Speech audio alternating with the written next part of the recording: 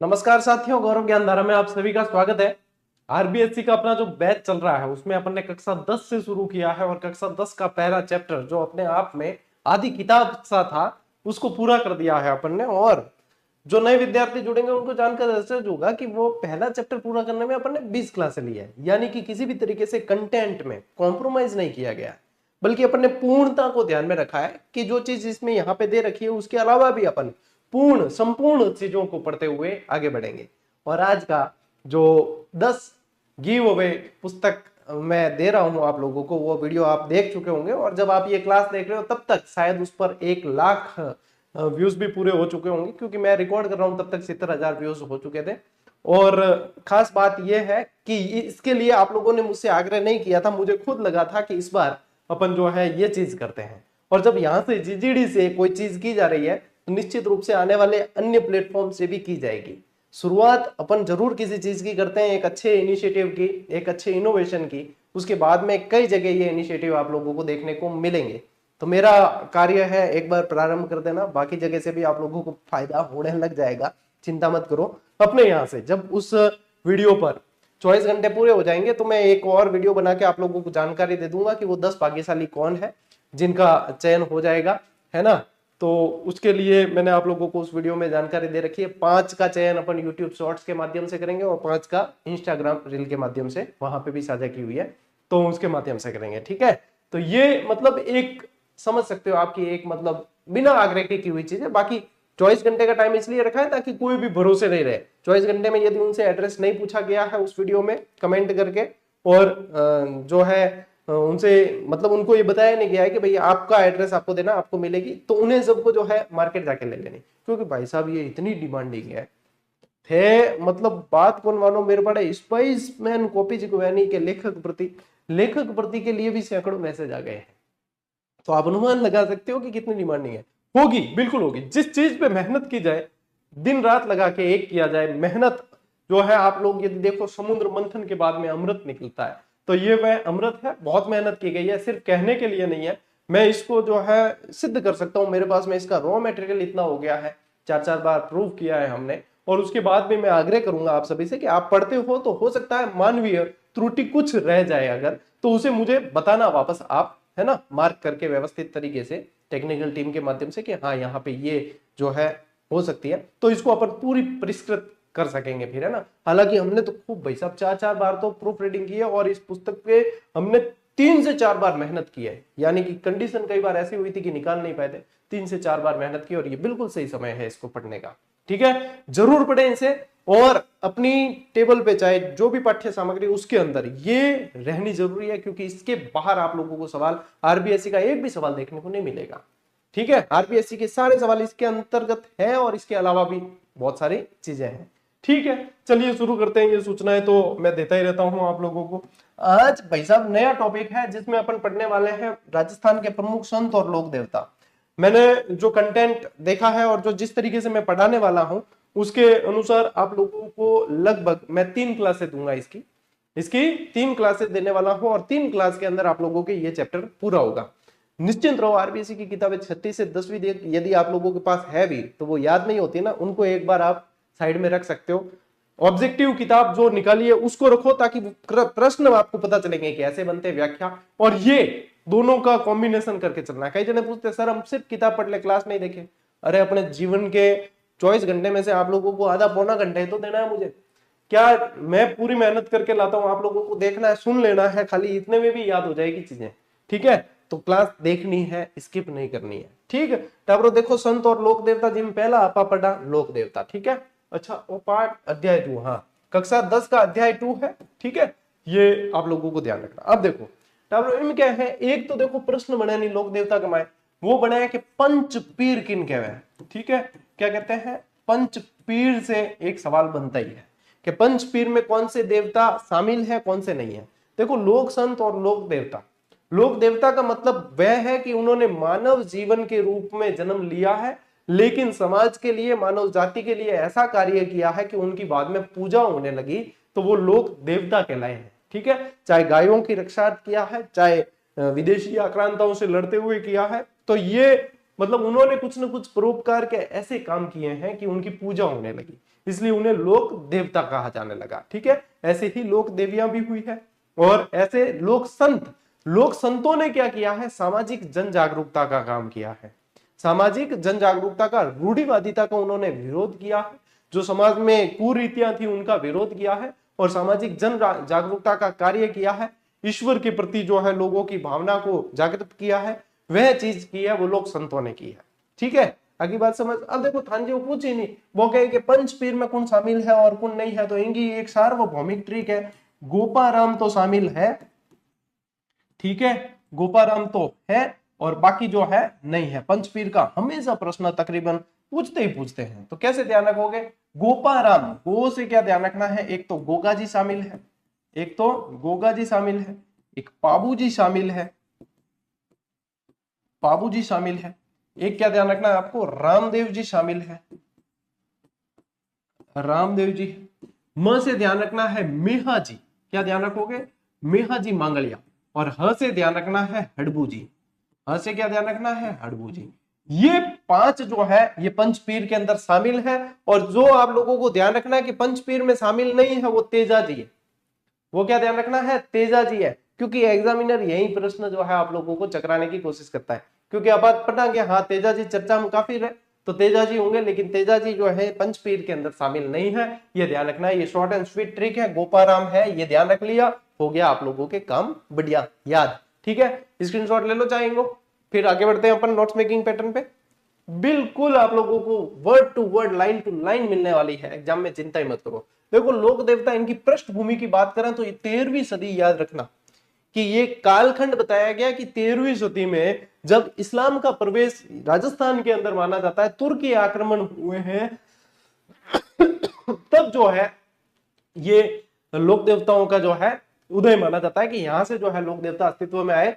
इसमें क्या हुआ कि जनजीवन में एक नवीन परिवर्तन दिखाई देने लगा और प्रबुद्ध मनुष्यों का झुकाव मंदिरों और मूर्तियों की जगह ध्यान, मनन और नाम स्मरण की ओर हुआ। सिर्फ मंदिरों और मूर्तियों से हटकर ध्यान और मनन की तरफ जो है इनका ध्यान होने लगा। और लोक देवता का दर्जा किसे देते हैं, समाज को नई राह दिखाने वाले महान व्यक्तियों को आम जन ने देवता मानकर लोक देवता, लोक संत का दर्जा दे दिया। क्या किया कि उन्होंने नई राह दिखाई है, उन्होंने आम जनता को हित पहुंचाने के लिए कार्य किया है। उन्होंने यदि विदेशी आक्रांता हमला करते तो उनका विरोध किया है, यदि कोई गायों की हत्या करता है तो उसका विरोध किया है, गायों की रक्षा के लिए उन्होंने कार्य किया है। उन सभी को जो है लोक देवता माना गया और उनकी जो है पूजा होने लगी। तो वही लोक देवता के अंदर आप लोगों को पढ़ना है। ठीक है, ले स्क्रीनशॉट आगे बढ़ाएं, एक एक लोक देवता जो है अब पढ़ा बिल्कुल व्यवस्थित तरीके हो। ठीक है, ले उठाता हूं। देखो सब पहली पहल अपा पढ़ा गोगा जी। जो गोगा जी के अंदर जो आप लोगों को ध्यान रखना है, सबसे पहली चीज कि ये पंचपीर में शामिल है। गोगा जी के बारे में क्या ध्यान रखोगे कि ये पंचपीर के अंदर शामिल है। ठीक है, इनका जन्म ददरेवा तहसील के अंदर होता है, ददरेवा के अंदर होता है, जो ददरेवा चूरू के अंदर है। कहां पे है ददरेवा, चूरू के अंदर है। और ददरेवा को शीर्ष मेढ़ी के नाम से जानते हैं। किसके नाम से जानते हैं, शीर्ष मेढ़ी। और धूर मेढ़ी जो है इनका समाधि स्थल कहलाता है। धूर मेढ़ी गोगा मेढ़ी के अंदर है, जो इनका समाधि स्थल कहलाता है, वो ध्यान रखना है वो धूर मेढ़ी। अब क्यों है, क्योंकि गोगा जी जो है गायों की रक्षा लड़ते हुए इन्होंने बहुत संघर्ष किया और ऐसा कहते हैं कि इनका सिर जहां पे गिरा वो तो शीर्ष मेढ़ी है और इनका धड़ जहां लड़ते लड़ते चला गया और वहां गिरा वो है धूर मेढ़ी। तो ये बहुत मोस्ट इंपॉर्टेंट चीज है, सब पहले के ध्यान रखना। पंचपीरों में शामिल है लोक देवता। ठीक है, अब पंचपीर में शामिल करने की एक और तरीका है, प्रसिद्ध दोहो है कि पाबू हरबू रामदेव मंगलिया मेहा पांचों पीर पदार्थ ज्या गोगा जी जेहा। और ओ थागे आरबीएससी किताब में यहाँ दियोड़ो है। आरबीएससी की किताब के अंदर ये दोहा ऐसे का ऐसे दे रखा है और इसमें भी देखो पता चल जाएगा, पाबू जी है, हड़बू जी है, रामदेव जी है, मंगलिया मेहा जी है और आप लोगों के गोगा जी है। तो ये आ गए आप लोगों के पांच पीर। ठीक है, पंच पीर जो कहते हैं वो ये शामिल है। अब आते हैं अपन गोगा जी के ऊपर। देखो पूरी नोट्स मेकिंग पैटर्न पे बेटा जी क्लास है ना, लड़ ले पूरी नोट्स मेकिंग पैटर्न पे, नोट्स बनाने तक की भैया इसको कहते हैं नोट्स। अब जिसके पास यदि आरबीएससी की किताब हो और देखे तो देखना उसके अंदर दे रखा है पूरा पैराग्राफ और यहाँ पे आप लोगों को बिल्कुल नोट्स मेकिंग पैटर्न कि ये होते हैं नोट्स। और यदि आप मिलान भी करके देखोगे तो एक भी वर्ड मिसिंग नहीं होगा। इसको व्यवस्थित तरीके से करके जो है मैं पढ़ा रहा हूँ आप लोगों को, ताकि याद करना इजी रहे, याद करना आसान हो जाए ये। और फिर आपको क्या करना है, क्लास जैसे ही लोक देवता की पूरी जो ऑब्जेक्टिव बुक आप लोगों को दे दी है उसमें पढ़ लेना, उसमें एक्स्ट्रा जानकारी और मिलेगी। उसके अंदर संपूर्ण जानकारी यानी कि कंप्लीट रिवीजन, कंप्लीट रिवीजन, बिल्कुल एग्जाम पेपर की खोपड़ी में छेद करने वाले ये काम अपने जो है अब चल रहे हैं। तो बिल्कुल मिस नहीं करना है आप लोगों को भाई साहब, बिल्कुल भी मिस नहीं करनी है, एक क्लास भी मिस नहीं करनी है, सारे एफर्ट आप लोगों के लिए। अब देखो इनके पिताजी का नाम क्या था, इनके पिताजी का नाम जेवर जी था, माता इनकी माछड़ जी। समकालीन किसके, गोगा जी को गोरखनाथ और महमूद गजनवी के समकालीन माना है। अब देखो यहाँ पे भी यदि देखो हिंदी ग्रंथ अकादमी की जो किताब है उसके अंदर दो चीजें दे रखी है। गोगा जी को क्या आप लोगों को ध्यान रखना है कि गोगा जी को है ना इसमें जो मुहणोत नैणसी है, वो मुहणोत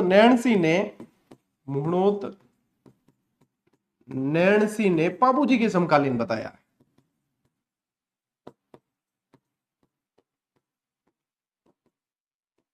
समकालीन बताया, एक्स्ट्रा जानकारी है।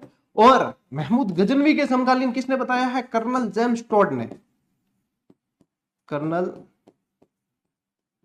जेम्स टॉड ने महमूद गजनवी के समकालीन बताया। तो ध्यान रखना गोरखनाथ जी और महमूद गजनवी के समकालीन इनको बताया है। इनका जो है अपने मौसेरे भाइयों अर्जन और सर्जन के साथ में युद्ध था, मतलब विवाद था, ठीक है। इनकी जो है संपत्ति को लेकर विवाद था अपने मौसेरे भाइयों अर्जन और सर्जन के साथ में। तो फिर बाद में क्या हुआ, युद्ध हो गया इनके साथ, अर्जन और सर्जन मुसलमानों की फौज लेकर आ गए, मोहम्मद गजनवी के से लड़ते हुए इसको बुला दिया और गोगा जी की गायों को घेर लिया, गोगा जी की गायों को घेर लिया और गायों को बचाने के लिए गोगा जी ने युद्ध किया। संपत्ति के लिए युद्ध नहीं किया था गोगा जी ने, गोगा जी ने इन गायों को बचाने के लिए युद्ध किया, गायों को मुक्त कराने के लिए भीषण युद्ध हुआ जिसमें अर्जन और सज्जन के साथ गोगा जी भी वीरगति को प्राप्त हो गए। गोगा जी इस युद्ध में जो है वीरगति को प्राप्त होते हैं गायों की रक्षा, ठीक है, ये ध्यान रखेंगे। प्रमुख स्थल में ध्यान रखना है, जन्म स्थल इनका कौन सा है, ददरेवा जो शीर्ष मेडी के अंदर पड़ता है, और ये कहां है, ये चूरू के अंदर है। ये कहां है, चूरू के अंदर, पहले बीकानेर तहसील के अंदर आता था। फिर समाधि स्थल क्या ध्यान रखोगे, धूर मेडी आप लोगों को ध्यान रखना है, ये तो है शीर्ष मेडी ददरेवा। धूर मेडी जो है ये हनुमानगढ़ के अंदर पड़ता है, कहां पे पड़ता है, हनुमानगढ़ के अंदर पड़ता है, जो गोगा मेडी के नाम से भी जाना जाता है, जिसे स्मृति स्थल भी कहते हैं, समाधि स्थल स्मृति स्थल, ठीक है, ये ध्यान रखना है। ददरेवा चूरू जन्म स्थल है और समाधि स्थल आपके हनुमानगढ़ के अंदर दूर मेडी है, ठीक है। चलो आप लोग ले स्क्रीनशॉट,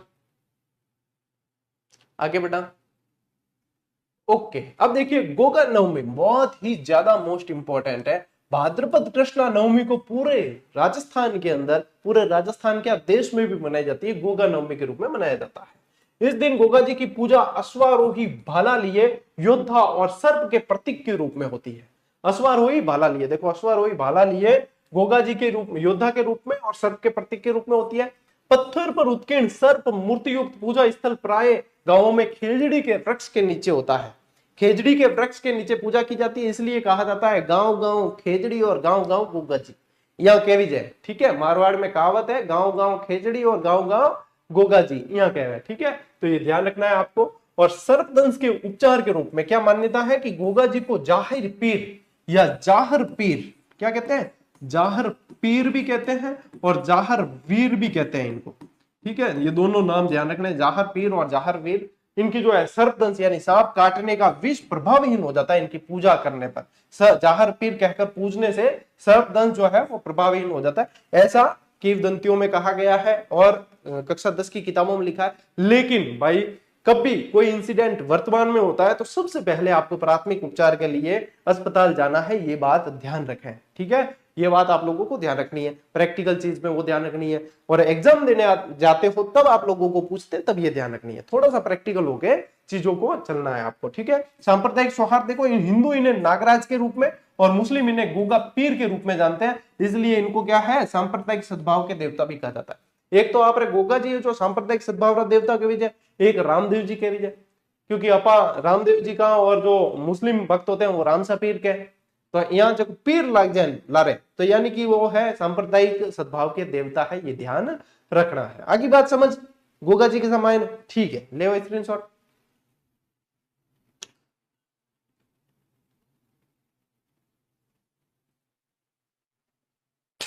ओके, आगे बढ़ते हैं। फिर आते हैं भाई साहब तेजा जी। तेजा जी जाटों के कुल देवता कहलाते हैं, जाटों के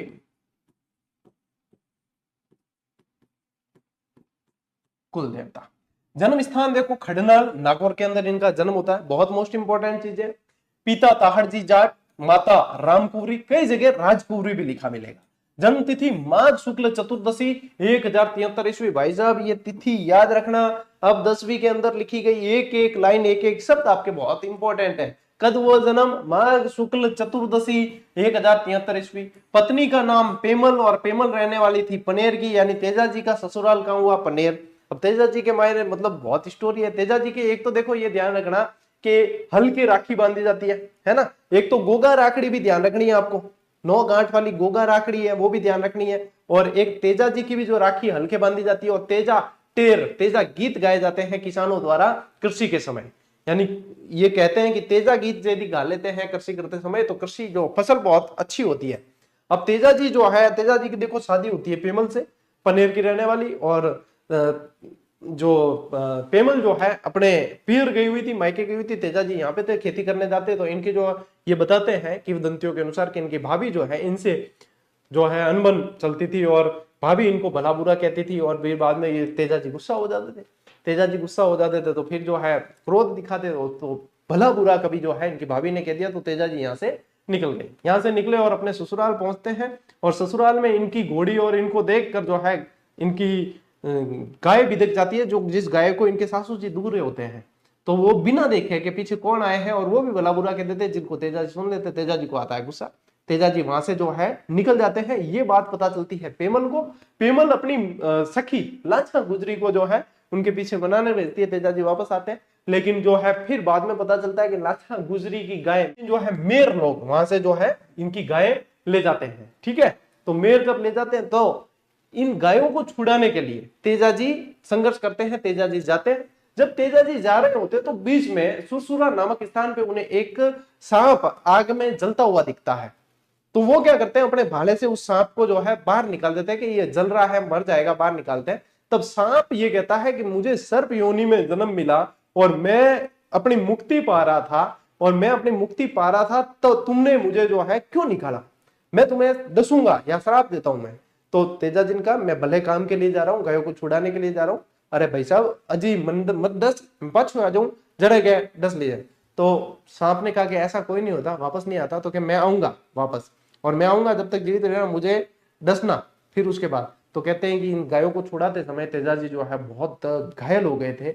और जब वापस लौटे वो, तो उनके शरीर पे कोई ऐसा साबुत अंग नहीं बचा जहां पे जो है सांप काट सके। और सांप साबुत अंग पे काटता है। तो सांप ने कहा कि अब मैं काटूंगा कहाँ? तुमने वचन दिया था कि तुमने वचन दिया था कि मैं वापस आऊं जब डस लेना। तो पूरे घायल हो गए, मैं कहाँ काटूंगा? तो फिर बाद में जो है तेजा जी अपनी जीवा निकालते हैं, जीभ निकालते हैं कि मैं अभी भी एक साबुत अंग बचा के लाया हूँ, इस जीभ पे जो है आप काट सकते हैं। तो फिर भाला आगे करते हैं, भाले से चढ़कर सांप उनके जीवा पे काटता है। और फिर बाद में सांप कहता है कि आपके जैसा योद्धा और वचनबद्ध जो है व्यक्ति मैंने नहीं देखा। आने वाले समय में आपको सर्पदंश के उपचार के लिए पूजा जाएगा। ये तेजा जी की कहानी जो है मैंने इन शॉर्ट थोड़ी सी आप लोगों को बता दी है। ठीक है, तो ये ध्यान रखना है। अब देखो प्रमुख घटनाएं, तेजा जी अपनी पत्नी पेमल को लेने ससुराल पनेर गए थे। उस दिन मेर लोगों ने, ठीक है क्या ध्यान रखना, मेर लोग लाछा गुजरी की गाय चुरा कर ले गए। ये पूछते हैं किसकी गाय ले गए थे? तो लाछा गुजरी की गाय ले गए। ये स्टोरी मैंने पूरी बता दी आपको, है ना। वचन क्या है, गुजरी की प्रार्थना पर गायों को मुक्त कराने जा रहे थे और रास्ते में सुरसुरा नामक स्थान पे उन्हें एक सर्प मिला। तेजा जी ने सर्प को डसने से रोकते हुए वचन दिया कि वह गायों को मुक्त कराने के बाद स्वयं वापस आएंगे, तब डस लेना।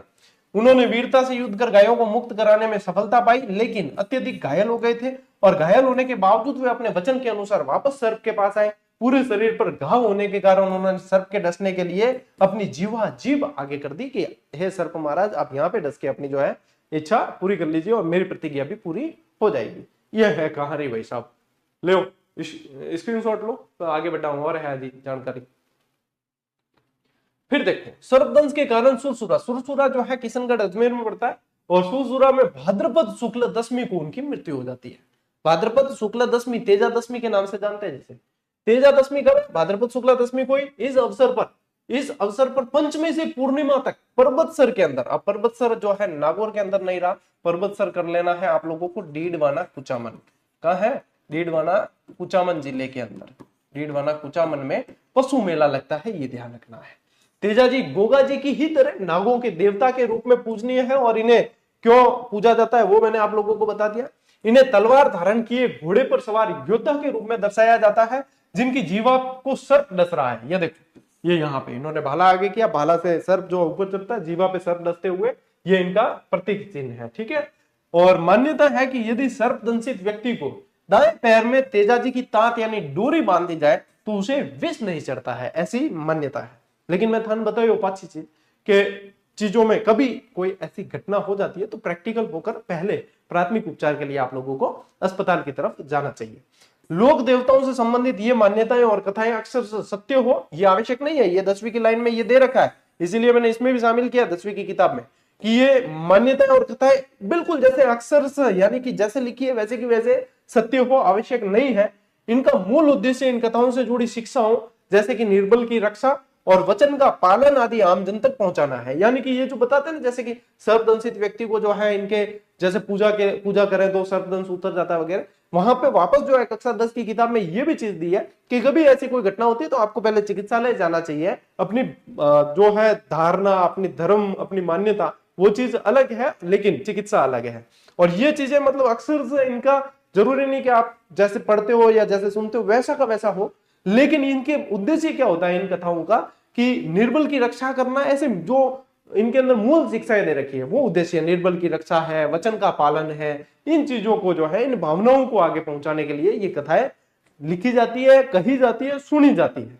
और आप सब यहां से जो है जितने भी लोग कंपटीशन की तैयारी करते हैं अपने आप में सारे के सारे क्या होते हैं, शिक्षित होते हैं। तो शिक्षित लोगों को इन चीजों की जानकारी होती है। ठीक है, लो स्क्रीनशॉट। ठीक है, आगे बेटा पाबूजी। अब पाबूजी के बारे में पढ़ते हैं। जन्म और परिवार देखो, जन्म वर्ष है इनका 1239 ईस्वी। पिता का नाम धांधल जी राठौड़, और ये जो अपने जोधपुर के शासक आसनाथ जी थे, आयसनाथ जी, उनके पोते थे ये, और धांधल जी राठौड़ इनके पिता थे। जन्म इनका कोलू के अंदर होता है, कोलू फलोदी के अंदर। ठीक है। विशेष मान्यता देखो, इनके जन्म से संबंधित स्पेशल लाइन दे रखी है, और ये आप लोगों को विशेष रूप से ध्यान रखना है कि बाड़मेर के 8 कोस दूर इनका जन्म जो है जूनी खाबड़ के अंदर बताते हैं, वो ध्यान रखना है।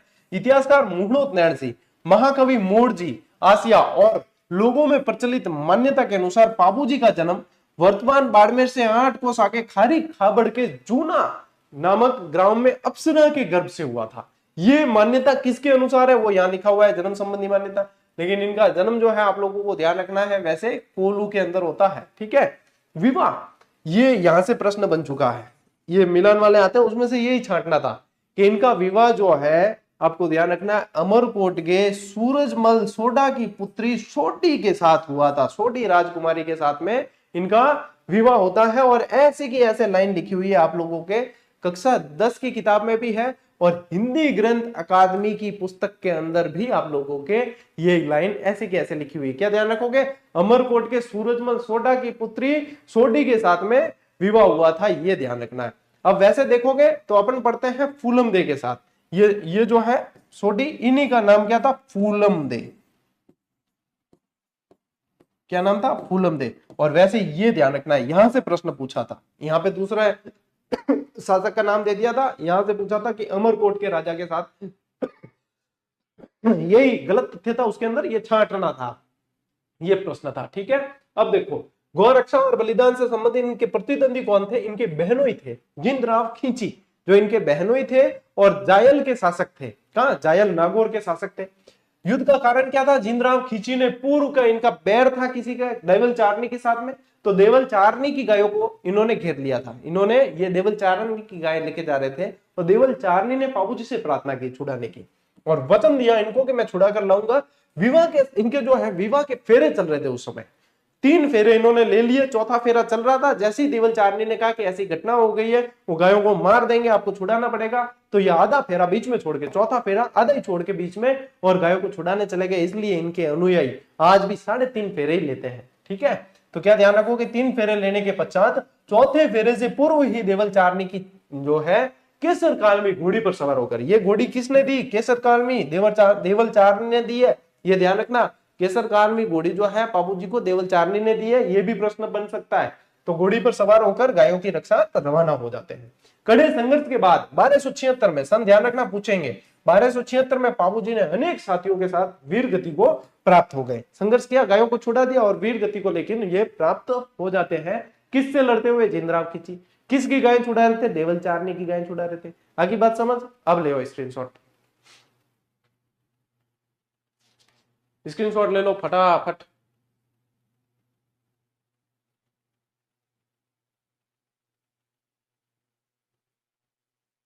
चले आगे बेटे। ओके, देखिए पूजा स्थल कोल्लू कहां पड़ता है? फलोदी के अंदर। मेला, यहाँ प्रतिवर्ष इनकी स्मृति में मेला लगता है। हाथ में लिए भाला लिए अश्वारोही के रूप में इनकी भी पूजा की जाती है। देखो हाथ में भाला है लेकिन सांप नहीं होगा। सांप होगा ना हाथ में भाला लिए और जीवा पे डसते हुए सांप को बताएंगे तो तेजा जी का होगा। ठीक है। विशेष मान्यताएं क्या है? इनको ऊंटों का देवता कहा जाता है। ऐसा कहते हैं कि राजस्थान में ऊंट लाने का श्रेय, सर्वप्रथम ऊंट लाने का श्रेय पाबूजी को ही जाता है। रेबारी जो है वो इन्हें बहुत पूजते हैं। थोरी जाति का इन्होंने कल्याण किया था, थोरी भी बहुत इनको पूजते हैं, मानते हैं, ये ध्यान रखना है। तो ऊंटों के देवता के रूप में जाने जाते हैं। मारवाड़ में सबसे पहले ऊंट लाने का श्रेय इन्हीं को जाता है, पाबूजी को जाता है। और पाबूजी की फड़, ऊंट जब बीमार हो जाते हैं तब पाबूजी की फड़ का वाचन किया जाता है। उन्हें स्वस्थ करने के लिए भोपे भोपियों द्वारा पाबूजी की फड़ गाई जाती है। और इन्हें जो है भाई साहब लक्ष्मण जी का अवतार मानते हैं, ये भी प्रश्न बन चुका है। इन्हें लक्ष्मण जी का अवतार माना जाता है। यदि अपन देखें इनके पूजनीय गुण कौन कौन से, ये ऐसे का ऐसे लाइन दे रखी है आरबीएससी की पुस्तक के अंदर। वीरता, प्रतिज्ञा पालन, त्याग, शरणागत वत्सलता, गौ रक्षा हेतु बलिदान होने के कारण जनमानस इन्हें लोक देवता के रूप में पूजते हैं। तो ये यहाँ पे भाई साहब इस लाइन का, मैं तो कहता हूं अब जब से ये सवाल एग्जाम पैटर्न जो है एग्जामिनर ने फॉलो किया, अपन एक भी शब्द को मिस नहीं कर सकते आरबीएससी किताब के अंदर से। बहुत डिटेल में पढ़ा है अपन ने पहले पाबूजी, गोगा जी, इनको और भी डिटेल में पढ़ा है, लेकिन इस शब्दावली के साथ में नहीं पढ़ा था। जो शब्दावली अब प्रयोग हो रही है क्लास के अंदर, उस शब्दावली के साथ नहीं पढ़ा था। कंटेंट मैटर चाहे और भी ज्यादा पढ़ा है अपन ने, है ना, और भी ज्यादा पढ़ा है, लेकिन ये शब्दावली इंपॉर्टेंट है क्योंकि मैंने पढ़ाया तो 4 बार है राजस्थान जी के कंप्लीट। पूरा सिलेबस राजस्थान जी के 4 बार मैं इस चैनल पर पढ़ा चुका हूं। और अब आरबीएससी का बैच इसलिए चला रहा हूं क्योंकि यहां से भी अपन एक भी शब्द नहीं छोड़ना चाहते। ले स्क्रीनशॉट। आगे बढ़ा के देवनारायण जी। ठीक है, जन्म कब होता है देवनारायण जी का? देखो 1243 ईस्वी के लगभग होता है। पिता इनके बगड़ावत प्रमुख भोज जी है, सवाई भोज कहा जाता है जिन्हें। माता का नाम सेठू गुर्जर। पारिवारिक पृष्ठभूमि देखे तो इनके जन्म से पूर्व ही इनके पिता भिनाई के शासक से संघर्ष में अपने 23 भाइयों सहित मारे गए थे। इनके पिताजी जो है यो इन भिनाई के शासक से संघर्ष करते हुए वीर गति को प्राप्त हुए थे, जिनका बदला इन्होंने बड़े होकर लिया था। बचपन और ननियाल इनका जो भिनाई के शासक से रक्षा हेतु इनकी मां को डर था कि भिनाई का शासक जो है वो कहीं इन्हें भी नुकसान न पहुंचा दे, इसलिए रक्षा हेतु इनकी मां सेठू इन्हें लेकर अपने पीर मालवा चली गई। मोस्ट इंपोर्टेंट लाइन है टाबरों, ठीक है, कि देवनारायण जी को इनकी माता लेकर कहां चली गई थी? तो इनका पीर था मालवा, वहां पे चली गई थी। ठीक है, एक बार स्क्रीनशॉट लो, आगे और पढ़ते हैं डिटेल। ये गुर्जर समाज के लोक देवता को आराध्य देव माने जाते हैं, ये ध्यान रखना। गुर्जर समाज के आराध्य देव। देखो लोक देवताओं को पूजते सभी हैं, लोक देवता जितने भी हैं वो सभी के हैं, लेकिन समाज विशेष में इनकी मान्यता अलग है। समाज विशेष के अंदर इन्हें अलग दर्जा है, इनका अलग स्थान है, इनको अलग जो है भाव के साथ में पूजा जाता है, इसलिए ये पूछते भी है एग्जामिनर इन शब्दावली से। ठीक है, ये ध्यान रखेंगे। देखो इनका विवाह जो है 10 वर्ष की अल्पायु में ही, जब पिता की मृत्यु का बदला लेने राजस्थान लौट रहे थे, क्योंकि कहां थे? मालवा थे, तब मार्ग में धारा नगरी के जय सिंह देव परमार की पुत्री पीपल दे से उन्होंने विवाह किया। मोस्ट इंपोर्टेंट लाइन है, ठीक है, मोस्ट इंपोर्टेंट कि किसकी पुत्री से? जय सिंह देव परमार की पुत्री पीपल दे से विवाह किया। भिनाई से संघर्ष बदला लेने हेतु भिनाई पहुंचे ये, और वहां गायों को लेकर भिनाई ठाकुर से हुए संघर्ष में देवजी ने उसे मौत के घाट उतार दिया। देवजी यानी देवनारायण जी ने उसे मौत के घाट उतार दिया। मुख्य पूजा स्थल और मेला आसीन भीलवाड़ा के अंदर इनका मुख्य पूजा स्थल है, वहां मेला भी पड़ता है, वहां सवाई भोज मंदिर भी है। ठीक है, सवाई भोज मंदिर भी कहा? आसीन भीलवाड़ा में। मेला देखिए प्रति वर्ष भाद्रपद शुक्ला सप्तमी को विशाल मेला बढ़ता है। और इनकी जो फड़ है ना, इनकी फड़ जिस पर डाक टिकट भी जारी हो चुका है, देखो सबसे छोटी फड़ भी इनकी है, सबसे छोटी भी इनकी है और सबसे लंबी भी इनकी है। सबसे लंबी फड़ वो भी इनकी है, सबसे छोटी फड़ वो भी इनकी है। फड़ अलग से चैप्टर आएगा, उसमें डिटेल में पढ़ेंगे, थोड़ा सी जानकारी यहाँ जान लेते हैं। इनके प्रमुख अनुयायी जो गुर्जर जाति के लोग इनके मुख्य अनुयायी है, और इनके अनुयायी देव जी की फड़ यानी देव नारायण जी की फड़ और देव जी और बगड़ावतों से संबंध काव्य बगड़ावत के गायन द्वारा इनका यशोगान करते हैं। फड़ में क्या होता है? फड़ में यशोगान ही होता है। फड़ जो होता है कपड़ों पर चित्रकारी के माध्यम से लिखी जाती है, और उसको जो है इनसे संबंधित भोपे होते हैं वो बाँचते हैं, और वो जो है फड़ वाचन कहलाता है। एक किंवदंती के अनुसार विशेष मान्यता है, ऐसी मान्यता है कि यदि हर रात 3 पहर इस काव्य का गायन किया जाए तो ये 6 माह में पूर्ण होती है। तो आप अंदाज लगा सकते हो कि ये फड़ कितनी लंबी होगी। इसलिए कहा जाता है देवनारायण जी की फड़ सबसे लंबी फड़ है, कि लगभग जो है रात के 3 पहर में 3 पहर वाचन किया जाए तो 6 महीने में जाकर ये पूरी होगी। तो ये विशेष आप लोगों को दे रखी है लाइन 10वीं की किताब में, तो विशेष रूप से आप लोगों को ध्यान भी रखना है। स्क्रीनशॉट लो टाब्रो, आगे बढ़ा। ओके, मल्लीनाथ जी के नाम से जाना जाता है क्षेत्र बालोतरा के आसपास वाला मालानी क्षेत्र, जो गोडवाड़ बेसिन है। कौन सा है? गोडवाड़ बेसिन जिनके। अब गोडवाड़ बेसिन था, बताओ कि नदी को बेसिन क्षेत्र है? गोडवाड़ बेसिन है लूणी नदी। क्यों? लूणी नदी बेसिन। कौन सा है? लूणी नदी बेसिन जो है वो गोडवाड़ क्षेत्र कहलाता है, और ये मालानी के नाम से जाना गया, और मालानी ये जो है मल्लीनाथ जी के नाम से जाना गया है। और मल्लीनाथ जी भी राठौड़ वंश के शासक रहे हैं, ठीक है। और इन्होंने जो है यहाँ पे दे रखा है, देखो कि 13 सेनाओं को धूल चटाने वाले 1378 में दिल्ली सुल्तान फिरोज शाह तुगलक और मालवा के सूबेदार मिलकर 13 अलग अलग सेनाएं भेजी थी, और मारवाड़ के रावल मल्लीनाथ जी ने तलवार और चमत्कार से सबको हराया। और इनके बारे में कहा भी जाता है तेरे तुंगे भांजिया माले सलखानी, ठीक है, ये कहा जाता है। तो ये ध्यान रखना है आपको, है ना, क्योंकि ये सलखा जी के पुत्र थे, तो माले सलखानी यानी सलखा जी के माला यानी कि मल्लीनाथ जी ने इनको हराया था। जन्म वर्ष 1358 में। माता पिता देखिए मारवाड़ के रावल सलखा और जानीदे के ज्येष्ठ यानी सबसे बड़े पुत्र थे। माता का नाम जानीदे, पिता का नाम सलखा जी। प्रारंभिक शासन इन्होंने पिता की मृत्यु के पश्चात वे अपने चाचा कानड़ दे के यहाँ महेवा में शासन प्रबंधन देखते थे। पूछ सकते हैं कहाँ देखते थे? महेवा के स्वामी यानी चाचा कानड़ देव की मृत्यु के बाद 1374 में वे महेवा के स्वामी बन गए थे, ठीक है। और क्या ध्यान रखेंगे कि ऐतिहासिक युद्ध राज्य विस्तार के क्रम में 1378 के अंदर इन्होंने फिरोज शाह तुगलक के मालवा के सूबेदार निजामुद्दीन की सेना को मार भगाया था, जो यहाँ पे भी आप लोगों को इमेज के माध्यम से भी दिख रहा है। इसीलिए कहा जाता है तेरे तुंगे बांझ या माले सलखाने, ठीक है। लो स्क्रीनशॉट, आगे है अभी और पढ़ते हैं। देखिए आध्यात्मिक जीवन से संबंधित देखते हैं। अपनी रानी रूपादे की प्रेरणा से वे आध्यात्मिक मार्ग की ओर प्रवृत्त हुए। इनकी रानी रूपादे थी, उनको उनके कहने पर इन्होंने उगम सिंह भाटी को जो है अपना गुरु बनाया, और उनके मार्गदर्शन में ये आध्यात्मिक मार्ग पर चलते चले गए। गुरु दीक्षा देखिए 1389 के अंदर उगम सिंह भाटी के शिष्य बन गए और उनसे योग साधना की दीक्षा प्राप्त की। किंवदंतियों के अनुसार वे भविष्य दृष्टा और देवताओं की तरह चमत्कार प्राप्त सिद्ध पुरुष बन गए थे, कि इनको जो है ऐसी विद्या प्राप्त हो गई चमत्कार के माध्यम से। ये बताते भी है कि 13 जो अलग अलग सेना की टुकड़ियां आई थी उनको भी जो है अपनी वीरता और चमत्कार के माध्यम से पराजित कर दिया था। हरि कीर्तन का आयोजन करवाया इन्होंने। मल्लीनाथ जी ने मारवाड़ के सारे संतों को एकत्रित करके 1399 में वृहद हरि कीर्तन का आयोजन करवाया है। मोस्ट इंपोर्टेंट लाइन है भाई साहब, प्रश्न बन चुका है कि सबसे बड़े लेवल पे जो है मारवाड़ के अंदर सभी संतों को इकट्ठा करके वृहद हरि कीर्तन का आयोजन किसने करवाया था? वो मल्लीनाथ जी ने करवाया था। किसने करवाया? मल्लीनाथ जी ने। मुख्य मंदिर और कहां पे? देखिए लूणी नदी के तटवर्ती तिलवाड़ा जो बालोतरा के अंदर है। आरबीएससी की किताब में आपके बाड़मेर दे रखा है, तिलवाड़ा वर्तमान में बालोतरा में जा चुका है, तो ये बालोतरा के अंदर है। यहाँ पे इनका प्रमुख मंदिर बना हुआ है, जहां प्रतिवर्ष चैत्र कृष्ण एकादशी से चैत्र शुक्ल एकादशी तक विराट पशु मेला बढ़ता है। और भाई साहब ये सबसे पुराना पशु मेला है राजस्थान का, जो मल्लीनाथ जी के यहाँ पे बढ़ता है ना, वो सबसे पुराना पशु मेला है मल्लीनाथ पशु मेला। देखो क्षेत्र का नामकरण कैसे हुआ? जोधपुर का पश्चिमी परगने का नामकरण इन्हीं के नाम पर मालानी किया गया था भाई साहब। मान्यता क्या है इनकी? आज भी मालानी यानी कि जो बाड़मेर है, यहाँ पे ऑब्लिक करके बालोतरा भी लिख लेना, बालोतरा क्षेत्र में अत्यधिक मान्यता है। और यहीं के जो घोड़े है ना, मालानी घोड़े कहा जाता है, जो मालानी घोड़े प्रसिद्ध है दौड़ने के लिए, वो यहीं के हैं मालानी क्षेत्र के। ले स्क्रीनशॉट।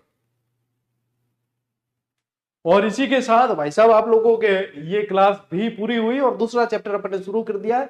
2 पार्ट और आएंगे और विद डिटेल इसी तरीके से नोट्स मेकिंग पैटर्न पे अपन पढ़ते चले जाएंगे। फिर कह रहा हूं अब पूरी तरीके से मैंने जो अपनी पब्लिकेशन टीम है उसको एक्टिव कर दिया है कि भाई साहब किसी भी विद्यार्थी को दूसरा चक्कर नहीं काटना पड़े। इस ऐसा काम करें आप कि वो यदि पुस्तक लेने जा रहा है तो कम से कम खाली हाथ नहीं लौटे, क्योंकि होता यही है जब अपनी कोई मोस्ट डिमांडिंग पुस्तक आती है तो आते ही भाई साहब stock short stock short stock short. तो इसलिए उनको एक्टिव मोड पे रखा है कि भाई साहब ये किताब शॉर्ट नहीं होनी चाहिए। विद्यार्थियों ने इसके लिए बहुत ज्यादा इंतजार किया है, हमने इसमें बहुत ज्यादा मेहनत की है और हर विद्यार्थी की टेबल पे मैं ये किताब देखना चाहता हूं, इसलिए आप विद्यार्थियों को समय पे डिलीवर करेंगे तो 1-2 दिन में सप्लाई सभी जगह सुचारू हो जाएगी। ऑनलाइन का लिंक आपको बता दिया है, अपनी वेबसाइट ggdhub.com पे 3 लिंक तो ऑलरेडी मैं इस किताब के डाल चुका हूं और भी कोई आएंगे तो वो डाल दूंगा, जहां से आपको बेटर लगे वहां पे आप ऑर्डर करके मंगवा सकते हैं, ठीक है। और जो शॉर्ट्स वाला वीडियो जो 10 गिव अवे बुक है उसका कल वीडियो बनाकर बता दूंगा, अनाउंस कर दूंगा कौन से वो 10 भाग्यशाली छात्र हैं जिनको ये यहाँ से बिल्कुल फ्री भेजी जाएगी। उसमें बकायदा मैं एक मोटिवेशनल नोट लिख के विद सिग्नेचर भेजने वाला हूँ, ठीक है।